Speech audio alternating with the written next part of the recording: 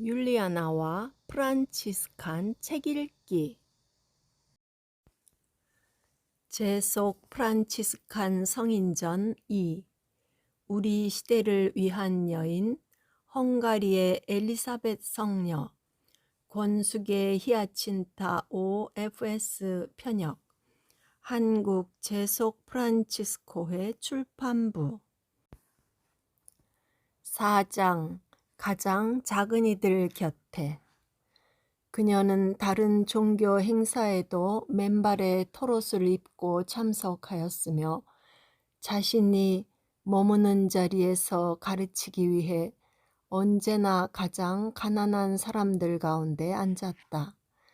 여기서 우리는 그녀가 높은 지위의 백작 부인이면서도 굳이 가장 낮은 계층의 사람들을 찾아가서 그 가운데 앉았으며 그들과 함께 전례에 참여하였다는 것을 분명히 알 수 있다. 젊은 백작 부인은 아이제나흐 마을과 주변 마을 주민들의 삶에 전적으로 참여하였다. 4월 25일에 열린 예수 승천 3일 전 기도 행렬에 참여하여 농작물에 하느님의 축복이 내리기를 기도하였다. 사제와 신자들은 들판을 가로질러 걸어가면서 성인 호칭 기도를 바쳤다. 가는 도중에 있는 성당에서 모이기도 하고 멈추기도 하였다. 엘리사벳은 행렬을 따라 걸을 때 가장 가난한 여인들과 함께 했으며 강론을 듣기 위해 머무를 때도 그들과 함께 서 있었다. 이처럼 날이 갈수록 젊은 엘리사벳은 크리스천 완덕의 길로 나아갔다.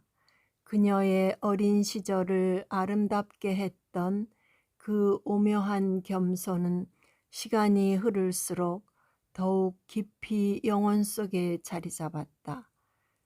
그녀는 거룩한 성체 안에서 크나큰 도움과 위로를 발견하고 성체를 통해 오는 축복을 알기에 두려움과 흠숭하는 마음으로 자주 성체를 모셨다. 그녀는 모든 날의 의무를 주의 깊게 지켰으며 교회력 안에서 주님의 순환 시기를 기념하는 주간 동안 그녀가 지닌 깊은 신심과 열정과 존경심은 그 어떤 말로도 표현할 수 없을 정도였다. 하느님을 향한 사랑이 커갈수록 그 사랑은 이웃에 대한 사랑으로 흘러갔다. 가까이 있었던 이젠 트루드의 이야기를 다시 들어보자. 아직 세속에 품이 있는 옷을 입고 있을 때 그녀는 두피에 문제가 있어서 머리카락이 빠지고 외모가 끔찍한 병든 거지를 불러들였다. 그녀는 그의 머리를 자신의 무릎에 얹고 자신의 손으로 그의 덥수룩한 머리칼을 잘라주었다. 그 후 그녀는 아무도 보지 못하게 하려고 그를 자신의 사과 과수원 안에 데려가서 그의 머리를 감겨주었다. 시녀들이 그곳에 갑자기 나타나 이 일을 나무라자 그녀는 웃어넘겼다. 성 목요일이면 그녀는 늘 가난한 이들에게 세종례를 엄숙하게 행하였다. 어느 목요일에 그녀는 많은 나환자를 불러 모으고는 지극히 겸손하게 그들의 발치에 무릎을 꿇고 그들의 손과 발을 씻어주고 가장 심하게 헐고 끔찍한 곳에 입맞추었다. 그 후 나환자들을 발견하게 되면 어디서나 그들 옆에 앉아서 그들을 위로하고 인내하라고 권고했다. 그녀는 건강한 사람을 피하지 않듯이 그들을 피하지 않고 넉넉하게 자선을 베풀었다. 그녀는 분에 넘치는 의복을 피하고 길고 비싼 겉옷은 온전히 삼갔다. 그녀는 모든 자선 사업을 일관성 있게 했으며 지극한 쾌활함을 마음과 정신 안에 갖고 행하였다. 비록 지극한 은총의 눈물을 아무도 모르게 지니고 있어서 울 때에도 전혀 얼굴을 찌푸리지 않고 눈물만 기쁘게 얼굴을 타고 흘렀다. 아플다의 디트리히는 성금요일에 엘리사벳이 시중드는 여인들에게 오늘은 치욕의 날이니 여러분이 나에게 존경을 드러내지 않길 바래요 라고 말했다고 전한다. 그녀는 맨발에 소작인의 옷을 입고 아이제나흐의 가난한 이들과 섞여 자금과 겸손 안에서 마을의 모든 성당의 제대 앞으로 나아갔다. 관습적인 선물인 아마포와 향료와 초를 제대 위에 올려놓았다. 그런 후 그녀는 밖으로 나가 군중 속으로 들어가 가난한 거린들에게 앞치마에 담아온 동전을 나누어 주었다. 이러한 만남을 통해 엘리사벳은 가난한 이들의 고통을 더욱더 알게 되었고 그들을 돕는 일에 더욱더 많은 시간을 보내게 되었다. 지역 소작인 중 한 사람이 아기를 낳자 엘리사벳은 대모가 되어주었다. 가난한 이들은 그녀에 대한 신뢰가 매우 커서 어떤 어려움이라도 생기면 그녀를 부르러 사람을 보냈고 그녀는 기꺼이 그들을 도와주려고 달려왔다.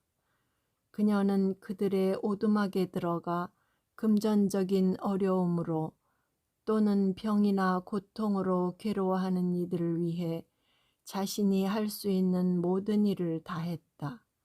한 번은 우유를 원하는 한 가난한 남자의 배고픔을 덜어주려고 그녀가 젖소의 젖을 짜려고 했으나 그 동물은 모험하게 굴며 그녀가 젖을 짜도록 허락하지 않고 대신에 농부들이 경험으로 알다시피 그녀를 세게 차버렸다는 이야기도 우리는 알고 있다. 또한 그녀는 시녀들과 실을 자아서 그곳으로 작은 형제회 형제들의 수도복과 가난한 이들의 옷을 만들었다. 그녀는 가난한 예비 신자들을 위해 자신의 손으로 직접 옷을 바느질하여 만들어 주었으며 그들의 대모가 되어 그들을 세례받게 하여 성숲 안에서 그들을 들어 올리고는 더욱 기뻐하며 은혜를 베풀었다. 엘리사벳은 또한 자신이 만나는 가난한 이들의 존엄성을 보존할 수 있도록 하기 위해 자신이 할 수 있는 모든 일을 했다. 후에 증언에서 이젠 트루드는 이러한 헌신과 가난한 이들, 사실 어려운 처지에 있는 모든 이를 돕고자 하는 그녀의 의지를 강조했다. 죽은 이들도 여기에 포함되었다. 그녀는 이들에게 특별한 존경심을 가지고 있었던 것이다. 어떤 경우든 이 깊은 동정심과 인간 고통의 이해는 금욕주의적 동기를 훨씬 넘어선다. 이것은 깊은 신심에서 우러나오는 것일 뿐만 아니라 성녀의 한층 더 중요한 특질들에 속하는 민감성에서 우러나오는 듯하다. 사실 그녀는 동시대인들 가운데 유난히 독특하다. 이젠 트루드가 우리에게 말해주고 있듯이 가난한 이들을 규칙적으로 찾아다녔다는 대목에서 이들에 대한 그녀의 자애는 최고조에 달한다. 그녀는 아무것도 남겨두지 않았다.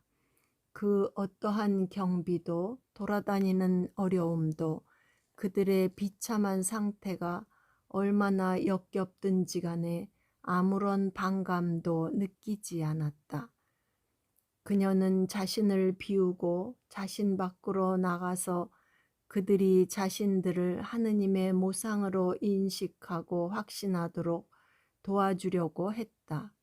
구체적으로 이것은 마테오복음 25장에 나열되어 있는 사랑의 행위로서 헐벗은 사람들을 입혀주고 병든 사람들을 돌보아주고 감옥에 갇힌 사람들을 찾아가고 배고프고 목마른 사람들에게 먹고 마실 것을 가져다 주는 것이다.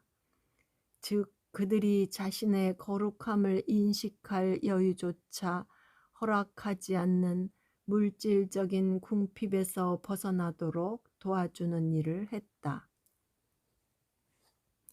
가난한 이들이 종종 수의를 마련하지 못하는 것을 알고 그녀는 가장 좋은 아마포로 만든 수의를 나눠주었고 매장 때 쓸 수의를 직접 손으로 마련하였다. 그녀는 죽은 이들을 손으로 직접 다루고 만졌으며 그들의 장례식에 참석하곤 했다. 또한 그녀는 크고 순수한 하얀 아마포를 작은 조각으로 잘라서 죽은 이들을 염하였다. 그녀는 부자들이 훌륭한 옷을 차려입고 묻히는 것을 보고는 참을 수 없었다. 그렇게 좋은 옷은 가난한 이들의 수의로 써야 한다고 느꼈다.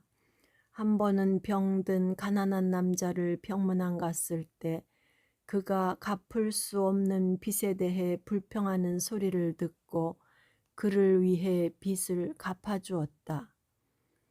그 당시 어머니가 될 임산부들과 그들의 자녀들은 현재도 그러하듯이 가난으로 인해 몹시 위협받고 있었다.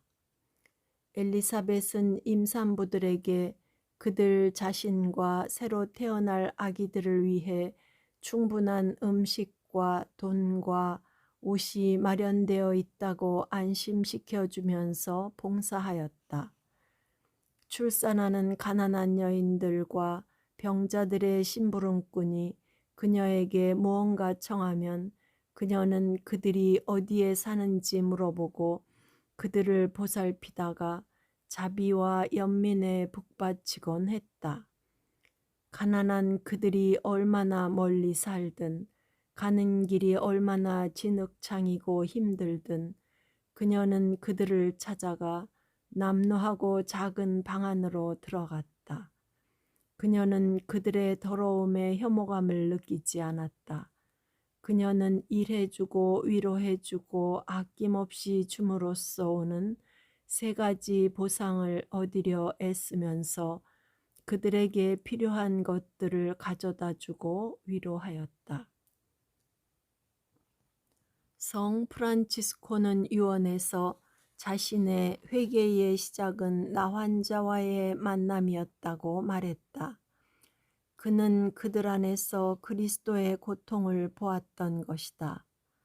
엘리사벳 역시 나 환자들과 가난한 이들 안에 계신 예수님을 보았다. 아폴다의 디트리히는 엘리사벳이 남편과 함께 쓰는 침대에 나 환자를 눕힌 이야기를 들려준다. 시어머니 소피아는 기겁을 하고 아들을 찾아가 이런 자선을 멈추게 하라고 일렀다. 침대로 간 루드비히는 그곳에 십자가상 그리스도가 계심을 마음으로 보았다. 이 이야기는 엘리사벳의 생애 가운데 가장 아름다운 이야기이면서 가장 중요한 것이기도 하다. 아폴다의 디트리히의 이야기를 그대로 옮겨보면 이렇다. 한 번은 엘리사벳이 한 나환자를 성 안으로 데려와 그를 보살피고 씻겨주고 그런 후 그녀는 남편과 함께 사용하던 침대에 그를 눕혔다. 이 사실이 남편에게 보고되자 그는 직접 눈으로 확인하러 서둘러 갔다. 그러나 그가 침대볼을 들어 올리자 예상했던 나환자 대신 십자 고상을 보게 되었다. 궁의 하인들도 이 기적을 보고 놀랐다. 남편은 자신 앞에 무릎을 꿇고 있던 아내를 축복하고 그녀가 한 모든 일을 찬성한다고 말했다. 엘리사벳은 나병이 전염의 위험성이 있었음에도 불구하고 진심으로 나환자들을 자주 돌보았다. 이 이야기는 듣는 이에게 그녀의 참된 동기, 즉 하느님께 대한 사랑을 볼 수 있는 내적 눈을 뜨게 해준다.